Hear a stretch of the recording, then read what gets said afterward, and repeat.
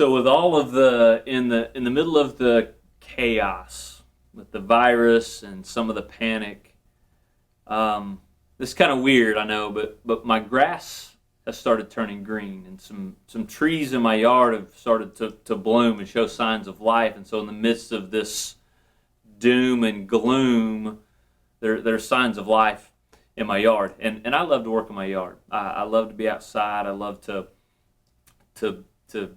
tear things up. I love to plant things. I love to help things grow.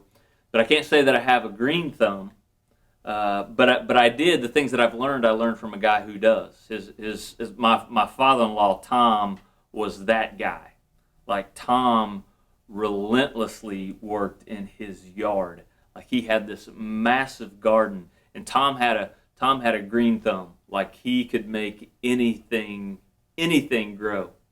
And his yard this time of year always looked like the cover of a Southern Living magazine, or whatever, Southern Homes and Gardens, or a Homes and Garden magazine. Like it always looked like immaculate, and I always wanted my yard to be like that. And so he would teach me some things, or he would try to teach me those things. But I just don't have a green thumb like he did. And in fact, if you were to take a picture of his yard and put a picture of my yard right beside it, the meme above my picture or over my picture would say "nailed it." You know what I mean? Like, if you've seen that show where these amateur bakers get a professional baker's masterpiece sat right in front of them, and then they're supposed to over the next 2 hours recreate this masterpiece. And you've seen the show "Nailed It," and that's my yard compared to my father-in-law's yard. It just doesn't compare. This morning I want to share another comparison of two, not yards, but two gardens. And not necessarily what the gardens looked like, although one of the gardens was the most beautiful garden ever created. But what I want to do is I want to share with you one moment that occurred in each garden, and the decision that occurred in that moment in each of those gardens. Each of those moments and each of those decisions in each of those gardens was significant. In fact, each of those decisions had worldwide impact, like impacts all of humanity. Like your life is affected by the events and the decisions in these gardens. The first garden is a very famous garden. Most of you probably know about this garden. It's the Garden of Eden. The other garden, the second garden, is the Garden of Gethsemane. The Garden of Eden is the first and only of its kind. It's the garden that we see God create in Genesis. It's perfect too. Like it's where God places the first man and woman. Because of that, we're all in some way natives of the Garden of Eden. And it was perfect. And by perfect, I mean in that garden, in the beginning, there was no sickness, no disease, there were no viruses, there was no death. And also, it was perfect because everything and everybody in the garden got along. That's actually what made it perfect. Like Adam and Eve were in perfect relationship with one another, and at the same time, they were in perfect harmony and perfect relationship with God. Now you know this story probably.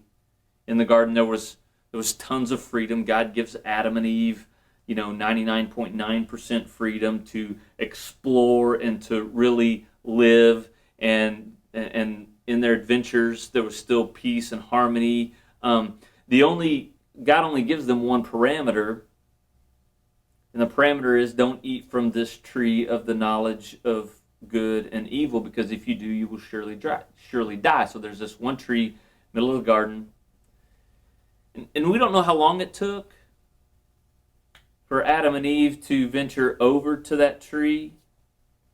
We're not even sure how Adam and Eve put themselves in this position, but one day they are visited by the serpent, who The serpent is Satan in disguise. And the serpent speaks to Adam and Eve, and in that moment, he deceives them. He lies to them. And in his lies, he coaxes Adam and Eve. He convinces them to eat from this tree that God tells them not to eat from. And so his lie, the way he coaxed them, his lie was, if you'll eat from this tree that God tells you not to eat from, if you will become like God. You will become glorious like him. And they're convinced by this lie. They're deceived by Satan, and they believe him. They believe this created being more than they believe the Creator, God himself, which was a huge mistake in and of itself. And the ramifications of that decision still haunt us and impact us today. Because on that day in the garden, their choice to disobey God births sin into this world. And so all of humanity, you and I, we suffer in our own sin, and we suffer because of other sin. We suffer because of sin. Sin taints this world. And so the ultimate consequence then of sin, because it gets worse, the consequence of sin is death. Right? In the beginning, God created us without the intent of dying. Like, we were not meant to die. We were meant to live forever with the Father. But what happened is when sin enters the world, sin separates us from God. Sin separates us from the giver of life. And when we are separated from the one who gives life, well, the natural consequence and the spiritual consequence of being separated from the life giver is death. That's the Garden of Eden. That's the story and the decision that was made there. The other garden, the Garden of Gethsemane, let me paint a picture of what that garden was like. We think it was a grove of olive trees. Its story of the event and the decision that was made there, the story and the event takes place at night. It's a quiet, solemn story where one man enters the garden to do some wrestling and some pleading with God about his future. And then his future, meaning the future of the next 24, 48 hours, his future will have, depending on the choice he makes, a rippling effect on all of humanity until the last generation of man walks the earth. So you might know this story too. The man is Jesus. Jesus has just had his last supper with his disciples, his followers, and his friends. After supper, Jesus leads them to the Garden of Gethsemane so that he can pray. And he prays because he's got this burden. He's feeling heavy. He's feeling saddened. And he knows that this is probably his last night. He knows that in a short time they will come to arrest him. He knows they will beat him and torture him. He knows they will pin him to a cross and publicly execute him. Like, it's going to be a long, slow, horrific death. Jesus knows this. He knows this is coming soon. He knows this is coming shortly. He knows this is coming by morning. So, to the garden to pray and to work it out with the Father. In his prayer, he prays this. Here's how the story goes. Matthew 26, verse 39. Jesus leaves his disciples kind of off in one part of the garden, and it says, he goes on a little further. He fell with his face to the ground, and he prayed, "My Father, if it is possible, may this cup be taken from me, yet not as I will, but as you will." And the cup is a metaphor. Like, the cup represents this burden that he's carrying, the weight of the pain that's coming, the execution that's coming, the weight of the sin beginning to pile on him. So the cup is a metaphor for this burden he's feeling. And he's praying, God, if there's a way for me not to have to do it this way, this is going to hurt. God, if there's another way, can you make another way? But in the end, if this is the way, your will be done. He prays it again in verse 22. It says, he went away a second time and prayed, my Father, if it is not possible for this cup to be taken away unless I drink it, then your will be done. Jesus is, in this moment, submitting to God's will. And in Luke's account on this just shows us how burdened Jesus was. Luke chapter 22, verse 44, shows us just what Jesus looked like or how he was feeling in this prayer. It says, and being in anguish, he prayed more earnestly, so earnestly that his sweat was like drops of blood falling to the ground. So, two different gardens, two different scenarios, two different decisions. But in some way the same dilemma, in some way the same tension. Like the dilemma, the tension is, who will I follow? To what will I surrender? Whose will be done? In the first garden, Adam and Eve choose their own will, right? They let their flesh determine what they will choose. They choose their own will. They surrender to their flesh and its desires, and because they did, their choice has devastating results. In the second garden, Jesus chooses God's will. He doesn't surrender to his flesh and his desires. He surrenders to God's plan. And it appears to have tragic results for him at first, right? Everything he was concerned with did occur. He's arrested. He's tortured. He is executed. He does die. But in the end, there are victorious results. Resurrection. Jesus does resurrect from the dead. And for us, for humanity, there are victorious results. Forgiveness and eternal life become possible for all of us if we choose. So these two gardens. One garden introduces a villain, the serpent. Satan disguised as the serpent. The other, a hero. One garden births doom. The other births redemption. One garden is tainted with selfish desire. One garden reveals our hope. In the first garden, humanity is crushed. In the second garden, humanity finds its hope. The difference between the people in each garden. The reason the two different choices were made was this. It has to do with their desire for God's glory. And this is what I want to get at this morning. Adam and Eve were deceived, and they were convinced that they could become as glorious as God. Jesus was convinced that God alone deserves the glory. And so why, even though things were about to get tough for Jesus, that reason, God's glory, is the reason he still chose to go through with it all and not compromise God's plan, right? Like his prayer was, God, I want your will to be done. He wanted God to receive the glory. Glory is an important idea. But it's an idea that's also sort of difficult to explain. Like on some level, glory means credit.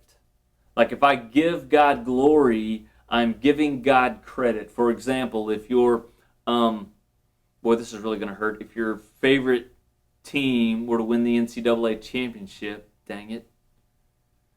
If your team wins the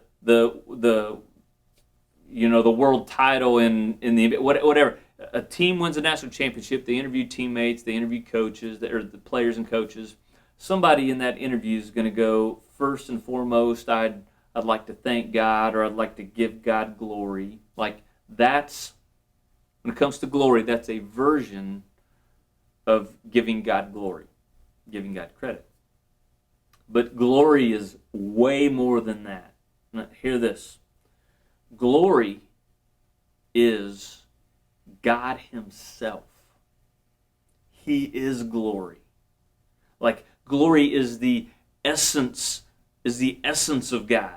His eternal power, his eternal wisdom, the fact that he is even eternal, right? That's glory. The word glory is a way to sum up all of these attributes, these amazing attributes of God. Like the fact that we don't exist without him, the fact that he created us, the fact that he sustains life here on this earth. Like, he's the only one who can and has chosen to save us. Glory, his authority over the universe, his goodness, his faithfulness, his eternal love for us.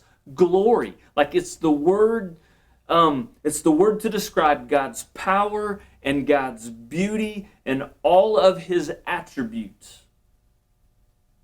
For us, we've all experienced God's glory in one way or another, like in those moments where we're stunned by something, a sunrise, the color of the sky at dusk.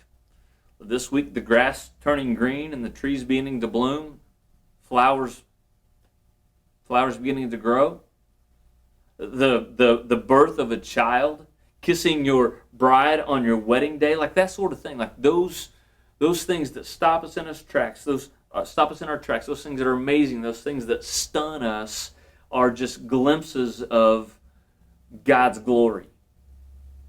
I had a friend who was going in to have invasive cancer surgery, and all of the scans and all of the tests showed and proved that there was a mass, and on the day that the doctors opened him up, they found nothing.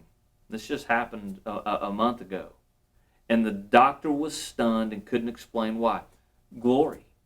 I mean, because of this, it's God's glory. So when it comes to glory, I want us to understand this.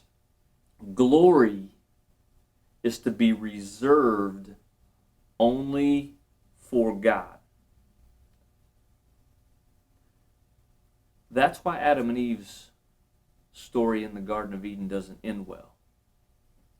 And that's why Jesus' story does. There are passages throughout the Bible that teach us about God's glory and our role in it, in creation's role in it. Like Psalm 19, 1-4, look at this.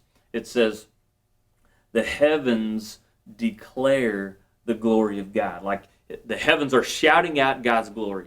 The skies proclaim the work of his hands. Day after day they pour forth speech. Night after night they reveal knowledge. Even though they have no speech, they use no words, no sound is heard from them, yet their voice goes out into all the earth. Their words to the ends of the world. So this passage is saying all of creation, everything that comes from the hand of God is intended to give him glory, which is everything, because nothing exists without God.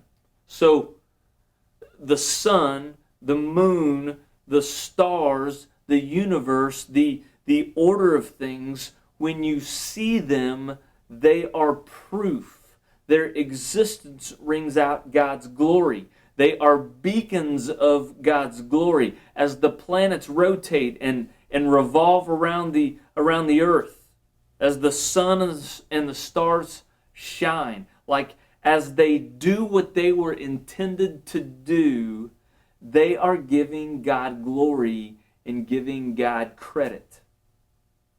And they are in place, the stars in the sky, the heavens, they are in place for this ultimate purpose, to give God glory. Now, on a real personal note, let me show you what Scripture says about you and what it says about me when it comes to God's glory. Isaiah 43:7 says this, everyone who is called by my name, this is God speaking, whom I created for my glory, whom I formed and made.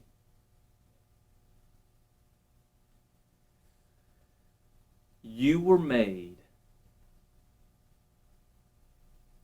for God's glory. You, created by God, were created to give him glory. You are to make God's glory known. Like we would say, our ultimate purpose is to glorify God. And in order to do that, you first have to understand this. If you're going to give God glory, you first have to understand this life is not about you. This life is all about God. This is where Adam and Eve got confused. They wanted life to be all about them. And their decision was tragic. And this is tough, right? And this is one that we often misunderstand. Like this is a truth that we often don't like because we want this life to be about us. We want it our way. We want it, and we want it now. We want things to go the way we plan. We want recognition. We want rewarded and awarded. Like we want the credit. Like if you want and you are fighting for life to be all about you, listen to this. If you're trying to make life be all about you, you will feel frustrated, worried, stressed, discouraged, angry, and even scared. Often, most of your life will be defined by those feelings. Because you weren't meant to carry that weight. You can't carry that weight. You were not created for glory. You were created to give glory. You don't have the power to back up glory. So we can't handle, or at least we don't handle very well, glory. Only God deserves glory and can handle glory. So my best life is me giving him glory. I'm at my best when I'm making much of God. I'm at my best when I do because that is exactly what I was created to do. That's exactly what I was created for. In fact, when I'm living for God's glory rather than my own glory, what happens is I live in freedom. I'm most free because I don't have the burden of making sure life works in my favor. Right? Jesus could have changed his decision, changed his mind, and not given God glory, not lived out the will of God. Right? But he doesn't. I also have the hope, if I'm living for God's glory, I also have the hope that after this life, right, after the 70 or 80 year grind of this life, if I live that long, when my life is over and I die, what will happen is if I've been living for and giving God glory, once my life is over, I get to experience the first garden again in all of its perfection. Meaning I will live in harmony fully with God, and things will be perfect again. So this life is a grind, right? We're all concerned. Some of us are afraid. Some of us feel anxious. Daily life has been disrupted by the panic and the virus, and our future is unknown. I'm just being honest. As one of you, I'm just trying to figure out how to navigate through all of this as well. A new normal, whenever that new normal happens. But even though right now things aren't going our way, it is possible to still give God glory. In fact, this may be where we make much of God now more than ever. Like the sun, the moon, and the stars are meant to shine and draw us toward God's beauty and his power, you and I are meant to draw others toward God's love, God's kindness, and even God's sturdiness. Like, you want to be at your best. It's okay to be concerned about the future, but it's more important to be concerned with God's plan for your life and His call for your life. If the stars and the sun and the moon were meant to shine, you were meant to love others, serve others. In that way, you make the most of God. You give God glory.